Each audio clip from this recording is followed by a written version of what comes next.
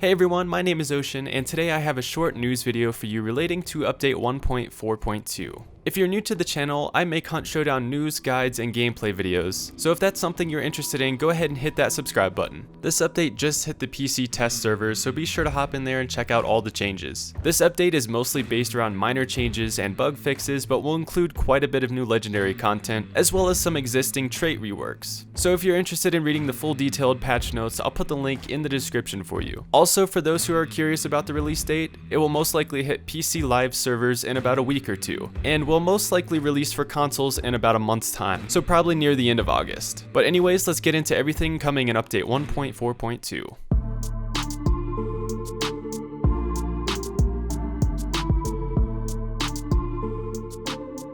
Starting off today's video, I want to discuss all the existing trait changes coming in this update. The Adrenaline trait has been reworked to activate below 50 HP rather than 25 HP.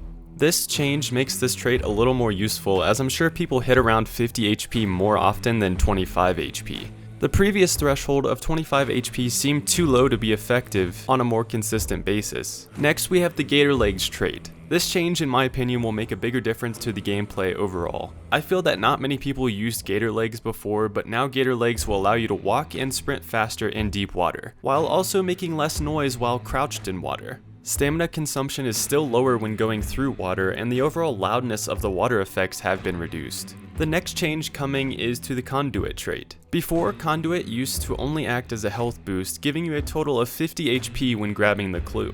Well, now when you have Conduit equipped, it will give you both a health and stamina boost when picking up a clue. It will still heal you the same amount of 50 HP, however. Also, it's worth mentioning that this health and stamina boost will also take effect when you pick up any bounty, and also works when you pick up a bounty with Serpent. I feel adding this stamina boost gives Conduit more usefulness and will definitely give you more of an incentive to choose Conduit in the future. But overall, I still feel this trait may not be worth it. I'm going to choose other traits before I choose Conduit, even with the added stamina boost. I'll have to run this trait for a little while and see if it is truly a big change. So those are the three traits that got big reworks, but in addition to the trait reworks, we have quite a few traits that are getting price reduction or mild changes. I'll go ahead and list those now. First, we have Ghoul, which is seeing a decreased cost from 4 to 2 upgrade points. Next is Resilience, which is also seeing a reduction from 4 to 2 upgrade points. Dauntless is also getting an overall buff. The interaction range to defuse explosives is now increased by 50%, which may give you more time to actually defuse an explosive rather than getting blown up.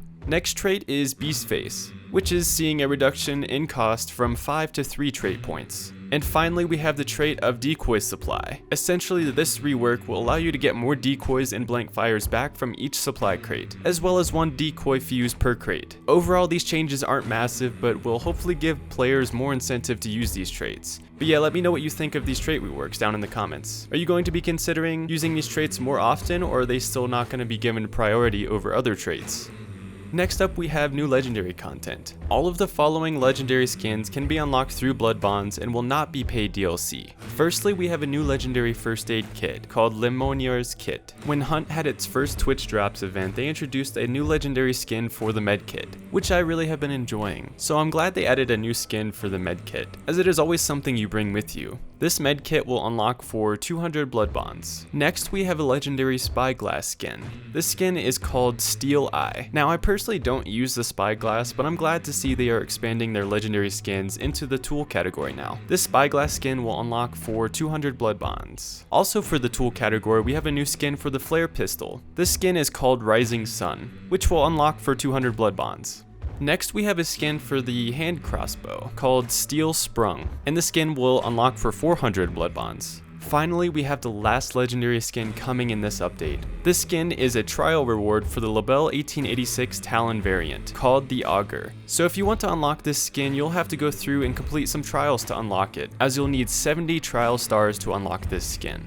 Now, speaking of the Trials mode, in this update there have been tons of tiny changes to the PvE trial game mode. For the sake of keeping this video short, I won't be talking about these changes, so if you want to see all the details, use the link in the description to read the patch notes for the Trials mode. The changes are mostly just dealing with zombie spawn locations and changes to the requirements to get certain star ratings. Now moving on to some of the general changes coming in this update. Starting off with the audio. We have a new audio extinguish sound effect, which will be played when a hunter stops burning. Also, there has been changes to the amount of reverb and ambience played inside underground and prison areas, overall reducing the amount of echo while increasing audio clarity in these areas. There has been an update to the damage of Duster Heavy attacks from 67 to 72, which will allow it to kill Hellhounds with one attack to the head, which will bring its performance very close to that of a knife. There has also been an update to the damage of the Knuckle Knife light attacks from 45 to 58, so now it will kill Grunts, Hives, and Hellhounds with 2 light attacks. Next, in terms of melee changes, there is a change in damage resistance of Hellhounds' heads, to allow Machete and Heavy Knife light attacks to perform one-hit kills.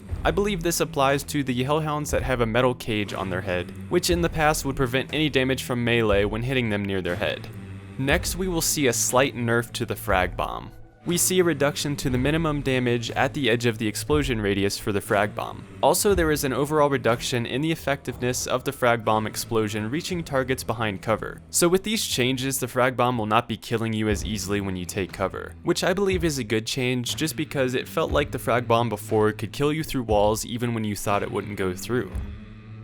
So with update 1.4.2, we will be seeing some minor changes and fixes along with some trait reworks and new legendary content. I hope you guys enjoyed the video, and if you made it all the way to the end, go ahead and hit that like and subscribe button. I really appreciate all of you. This channel has grown so much in the past few months, and I'm so glad you are all enjoying the content. If you're interested, I have links to my other Hunt Showdown videos down in the description, as well as the link to my Discord server. Thank you all so much for watching, and I hope you all have a great day, and I'll catch you guys in the next one.